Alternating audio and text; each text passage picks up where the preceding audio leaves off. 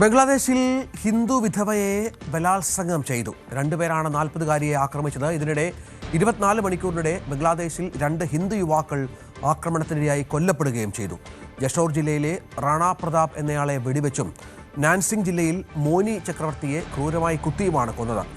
3 ആഴ്ചക്കിടെ 6 ഹിന്ദു യുവാക്കളാണ് രാജ്യത്ത് കൊല്ലപ്പെടുന്നത്. അജയ് സുധാ ബിജു വിവരങ്ങൾ പങ്കുവയ്ക്കാണ്. അജയ് സുധാ ബിജു, ഇന്ത്യ പലവട്ടം ആശങ്ക പ്രകടിപ്പിച്ചതാണ് ഈ വിഷയത്തിൽ. ഒപ്പം അവിടുത്തെ ന്യൂനപക്ഷങ്ങൾ ഭീതിയിലാണ്. സംരക്ഷണം വേണമെന്ന് ഇടക്കാല സർക്കാരോട് ആവശ്യപ്പെടുന്ന പശ്ചാത്തലമൊക്കെയുണ്ട്. പക്ഷേ അപ്പോഴും അവിടെ കാര്യങ്ങൾ ഒട്ടും ശുഭകരമല്ല. നീതി നിഷേധമാണ് എന്നല്ലേ മനസ്സിലാക്കേണ്ടത്?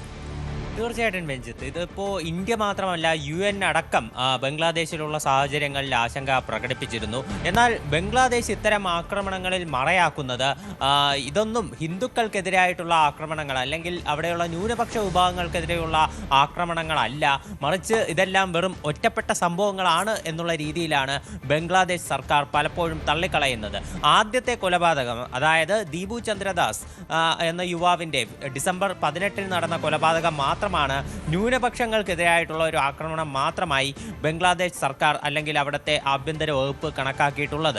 നിലവിൽ നടന്നിട്ടുള്ള ആക്രമണങ്ങളൊന്നും തന്നെ ഇത്തരത്തിൽ സ്ഥിരീകരിക്കാനാവില്ല എന്നൊരു വിശദീകരണമാണ് അവർ നൽകിക്കൊണ്ടിരിക്കുന്നത്. കഴിഞ്ഞ ദിവസം നടന്നത് തന്നെ വളരെ ദാരുണമായിട്ടുള്ള 3 സംഭവങ്ങളാണ്. ഒന്ന്, ഒരു 40-കാരിയായിട്ടുള്ള വിധവയെ അവിടെ ബലാത്സംഗം ചെയ്തത്. 2 പേർ ചേർന്നാണ് ഈ യുവതിയെ ബലാത്സംഗം ചെയ്തത്.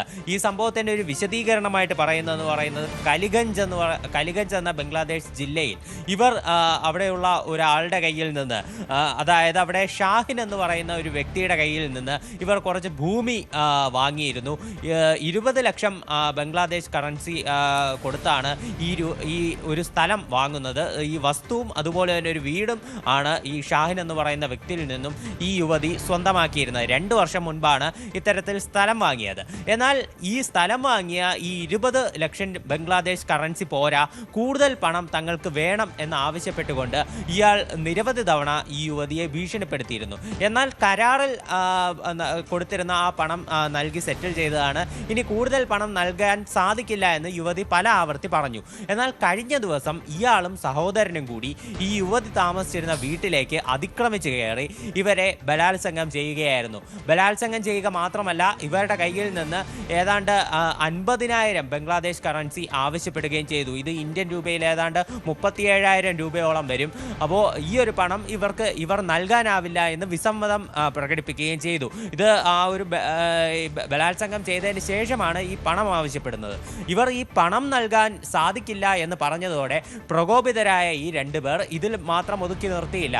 ഇവരെ ആ വീട്ടിൽ നിന്ന് വലിച്ചിഴച്ചു കൊണ്ടുപോയി ഒരു മരത്തിൽ കെട്ടിയിട്ട് ഇവരുടെ മുടി മുറിക്കുകയും ചെയ്തു. മാത്രമല്ല, കത്തിച്ചു വെച്ച സിഗരറ്റ് ഇവരുടെ ദേഹത്ത് വെച്ച് കെടുത്തുകയും ചെയ്യുന്ന വളരെ ക്രൂരമായിട്ടുള്ള ഒരു പ്രവൃത്തിയിലാണ് ഇവർ ഏർപ്പെട്ടത്.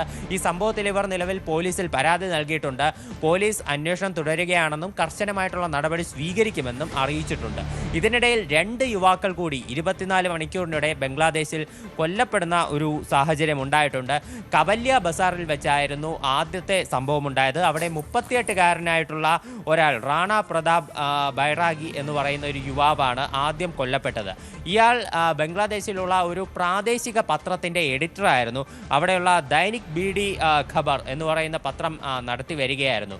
ഈ പത്രത്തിൻ്റെ എഡിറ്റർ മാത്രമല്ല, ഇയാൾ അവിടെ തന്നെ ആ ബസാറിൽ തന്നെ ഒരു ഐസ് ഫാക്ടറി നടത്തി വരികയായിരുന്നു. ഇന്നലെ ഏതാണ്ട് ഉച്ചയോടെയായിരുന്നു ഈ സംഭവം ഉണ്ടായത്.